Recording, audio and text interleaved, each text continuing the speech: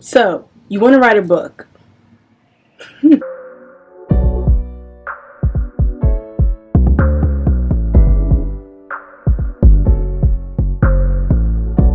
Hey guys, this is Alexandria X. No long time.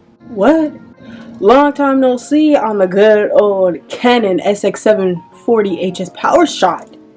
It's been a long time since I filmed on my camera, before. I was filming on my phone, and then I ended up filming on the camera, but then I broke my USB port. So then next thing you know, I had to film on my phone again, but then when I started, so then I started doing a lot of webcam videos, which those were really fun by the way, because they were just low quality fun stuff. And then next thing you know, I started using my phone again. Okay. Then I started using my phone again, and I recently just got USB ports on. Back on my YouTube grind, because it's just so much better filming with my camera. But anyways, hey guys, it's Alexandria X, and welcome back to this channel. How have you guys been? I have been doing great, and in today's video I'm going to be talking about writing a book. So if you haven't seen my last vlog, which was actually my 20th birthday vlog, I actually briefly mentioned that I had wrote a book. And so today this video is talking about how to write your own book and the process and everything like that. So this is my book that dropped on May 29th called The Book of Poems and Soliloquies. It's written by Alexandria X, Lysandria Wilson. That is I, me. Let's stop talking about me and what I did, and let's talk about how you can produce your own book. Step number one, have a book idea. What are you writing about? So for my book, it's pretty obvious. I wrote a book of poems and soliloquies, but most people like to just refer to my book as a book of poems, which it's not. It's called The Book of Poems and Soliloquies. So it's just more than a book of poems. But I guess I will put this book more so up into the poetry genre, since it is mainly poetry. So are you writing a drama book, a science fiction book, historical fiction book? Like, what kind of book are you writing? Think about that. Are you writing a children's book? Are you doing a photography book? What book are you producing? Are you doing a business book? That is the first thing you must do.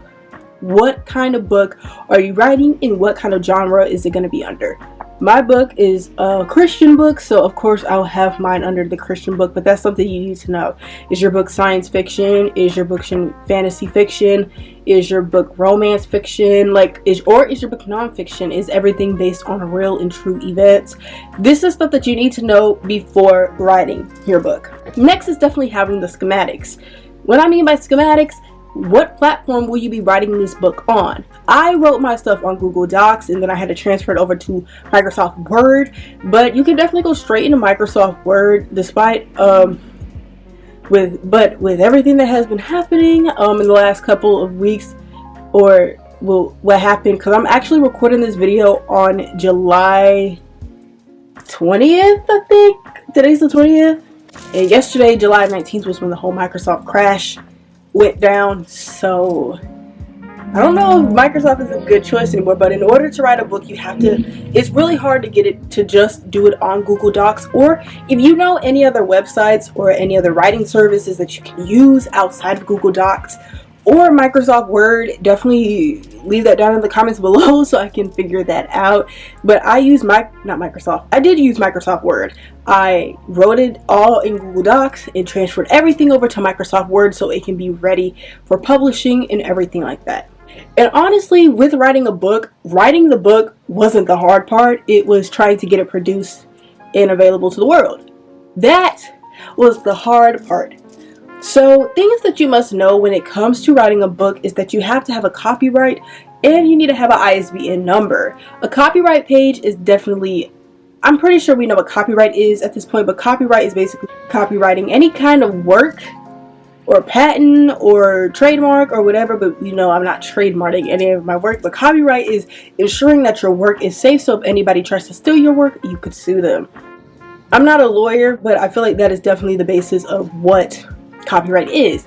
And an ISBN number stands for International Standard Book Number. It is on every book that you buy, every book that you've ever bought, whether that be a notebook, a planner, whether it be a cookbook. Any book that you have ever bought has an ISBN number on the back of it, because that distinguishes your book from anything. So if your book is in a library, this lets the library know. So if someone's like, hey, do you have the Book of Poems and Soliloquies? They can look that title up, but Or if they can't find it in the system, they can easily just type the ISBN number down here at the bottom where your ISBN number is usually located, and they'll be able to find the book easy peasy lemon squeezy. Now, you don't have to buy any kind of copyright. I saw a video where I was doing a lot of research for writing a book, and honestly, you can literally you can copy someone else's copyright. Just copying somebody else's copyright. So after you do that and find out which copyright best suits you, as well in my copyright page, because I thought I had to go through a process with buying copyright, when really you don't even have to buy copyright. You could just like look up copyright templates on like the internet and you will find something. But with my copyright page, I just found it from some other guy on the internet I saw, and I took his copyright. And then I also I was gonna start going with Rocket Lawyer, which, you know, that's when I thought I had to buy a copyright page, but I don't. But Rocket Lawyer had something really, really cool that I wanted to include on my copyright page. This is my copyright page, and I talk about, you know, all rights reserved. No part of this book may be reproduced or used in any manner without express written permission from the publisher, except in the use of brief quotations in written or filmed review. So someone could use like a quote from my poem, like from one of my poems in my book. Like let me look at one of them. Let's say someone takes the love, and they say and I say, because one of my stanzas in here is my interests confuse you. Someone could quote the book and say, well, my interests confuse you, and they don't have to give me credit. But if they're gonna say my whole poem, then you have to give me credit. But also something interesting about my page is that I do the copyright, and since I self-publish, I didn't go through any publisher. You just put copyright, the symbol copyright, the year that the book was produced, and your name. And then your cover and book design should also have a copyright on it as well. And then, like I said, this is the fun thing that I liked about Rocket Lawyer and how Rocket Lawyer did it. So when I thought I had to, like I said, when I thought I had to pay for copyright, I saw something and I thought it would stick. But it says Xlizandria X is a social media name of Lizandria Wilson. So this is how people could easily come in contact with any of my social medias. Well, not my TikTok, because my TikTok is a different handle. However, Xlizandria X is my YouTube name and my Instagram name, so somebody can easily find me on Instagram and TikTok. And then I have my ISBN number, and since my book is a Christian book and I did use Bible verses, you need to if you're like writing a Christian book and you're going to be using Bible verses. Now the Bible says, now when you are quoting scripture from the Bible, you don't actually have to credit the Bible, but if you are going to be using like a lot of Bible verses in your book or whatever the case may be, you need to say which. It was kind of a difficult one, so I just said, even though I didn't use a lot, I used a good amount of Bible verses, but I'm just gonna say where all my, things came from. So all Bible verses are from NIV, which is the New International Version.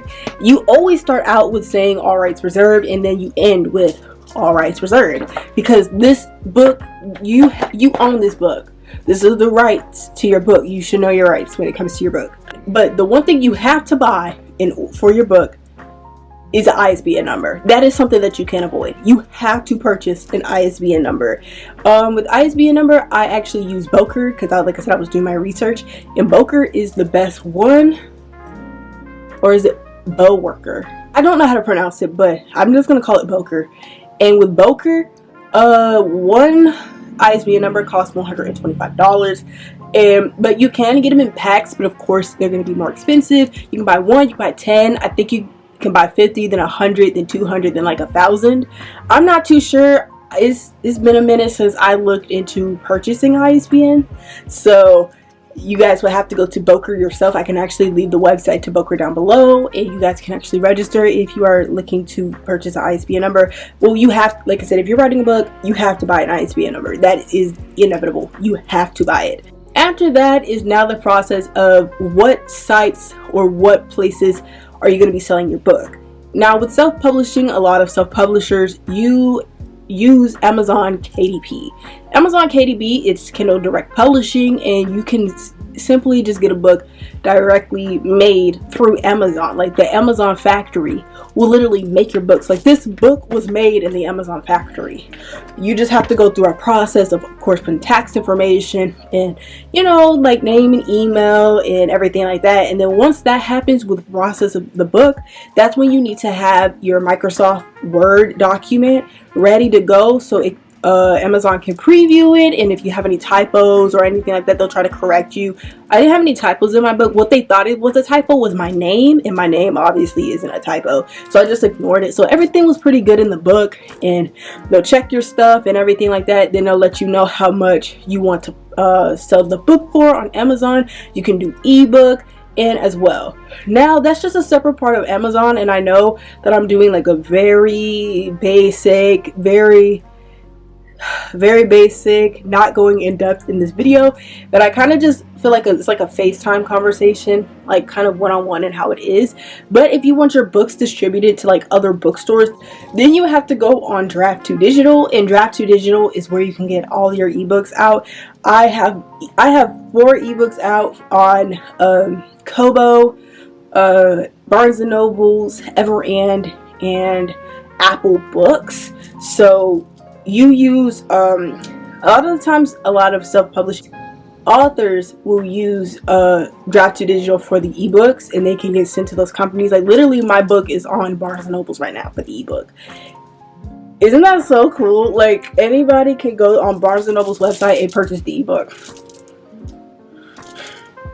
So crazy. And you can set the price for however you want as well. But like when you run through the process of your book, you have to, like I said, you have to have a Microsoft Word document, like I said, or you have to turn your Microsoft Word document into an EPUB. But I think you can actually turn it into an EPUB on Google Docs, so you don't even have to worry about going through Microsoft Word with that. But like I said, it's been a minute, so I can't really remember. It's just information that I'm going to give you guys and what to expect when writing a book and releasing a book and publishing a book. Self-publishing is actually the most cheapest option you can do.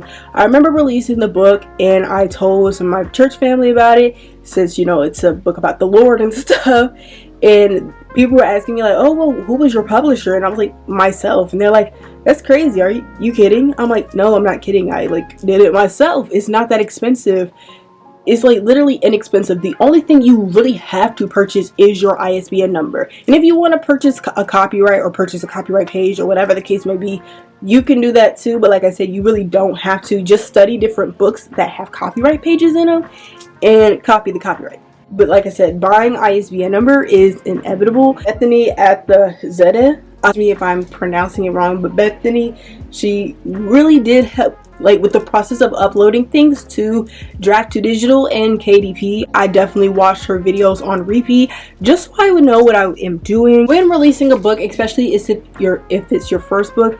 Definitely let your friends and family know, especially if you know your friends and family are supportive of you and they will purchase the book.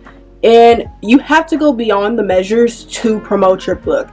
Now, I have gone beyond measures than what I'm comfortable to, but like I said, stepping out of my comfort zone is how you get people to notice what you have written.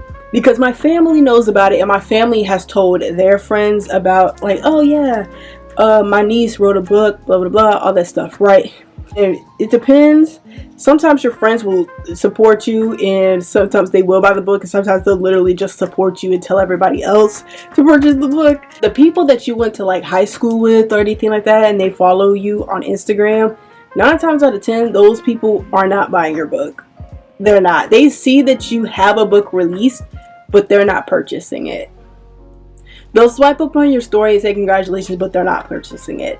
This is why you have to go out and maybe go to different bookstores and libraries, and maybe, like for me, especially since my book is a Christian book, specifically try to find a Christian bookstore or anything like that, so I can get my book out there and I can have business that more people can read what God has given me.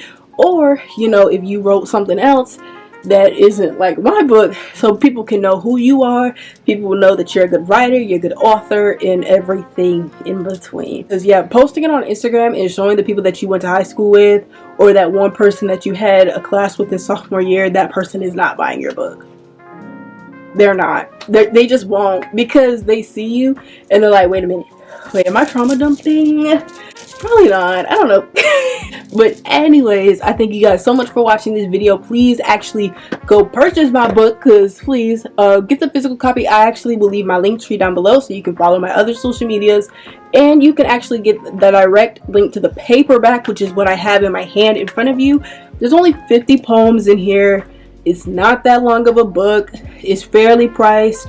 Like, this book is literally fairly priced because it is so big. It literally looks like a coloring book, and you can write all over it. Like, literally my grandma put a table of contents in her book. And then the back of the book, wait a minute, because let me show you. Let me show y'all this greatness of my book.